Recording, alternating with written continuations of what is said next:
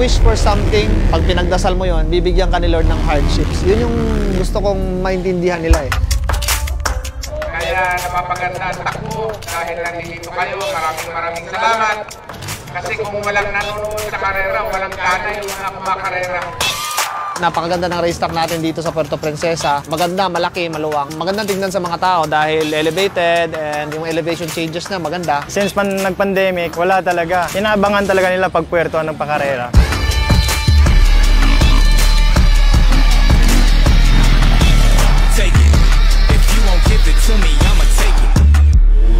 Ako nga pala si Benjamin Nasim, isang motocross rider. Ngayon nandito tayo sa Santa Monica racetrack ng Puerto Princesa City.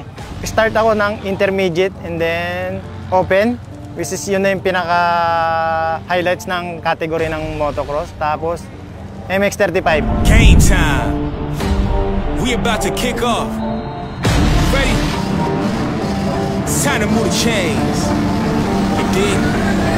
I wanna see that first cleat when it hit the ground. Teams line up and it's going down. NFL season is back around. No matter what B, gotta wreck the town. Been waiting on yes to get the crown now. Ball is here, the time is now. The turf is fresh, the crowd is loud. Come on boys, don't let me down. I'm too hype, can't stop me now. Clap your hands, man, I love the sound. Been underground, and we whirling now. I'm in a hurry, you know I keep a jersey on me, that's guaranteed.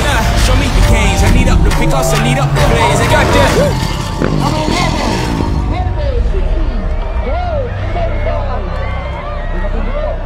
Before ako masiraan, first na ako. Pag-jump ko ng tabletop, na-overjump ko ata. Pag-jump, narinig ko may umingay. Pag-silip ko ng ganyan, wala na. Tapos doon na ako napunta, huminto na ako doon. Na-overtikan nila akong lahat. Lahat talaga sila. Tapos may concern doon na netizen. Tinulungan ako, kinabit niya yung kadena. Pagkabit, habol. Habol. So hindi ko na iniisip na maabutan ko sila. Basta ako focus lang. Tira lang ng tira.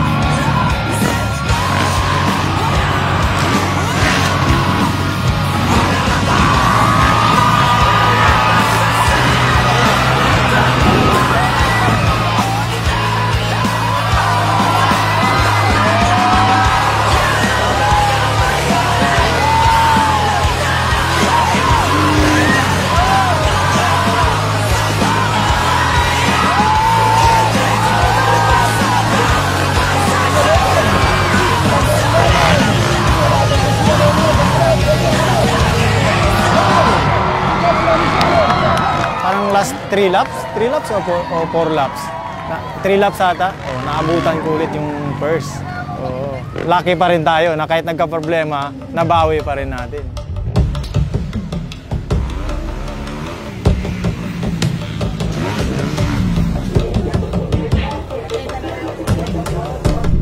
This is Bornok Mongosong and I am currently the #1 rider here in the Philippines, ranked #1. This is my 3rd time here racing in Puerto Princesa. This racetrack is iconic for me kasi nag-umpisa kami ng family ko. Actually, yung father ko talaga nagmumotor. Dinala niya kami dito. 2005, first time namin sumali sa international race. 2009, last kong bumalik dito, pro na ako.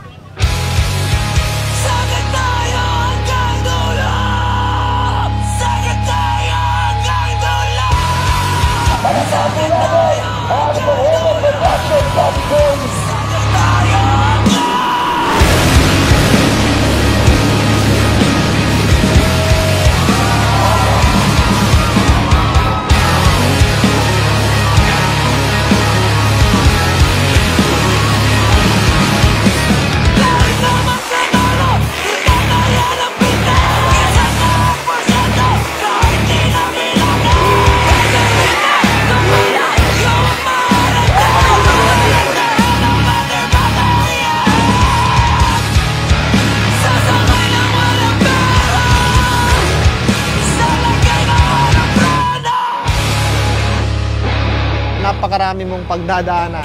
If you wish for something, pag pinagdasal mo yon, bibigyan ka ni Lord ng hardships para tumibay ka and one day makamit mo yung pangarap ko. Until now, I am still chasing my dream. Never give up on your dreams. Tuloy-tuloy lang talaga. Huwag lang susuko.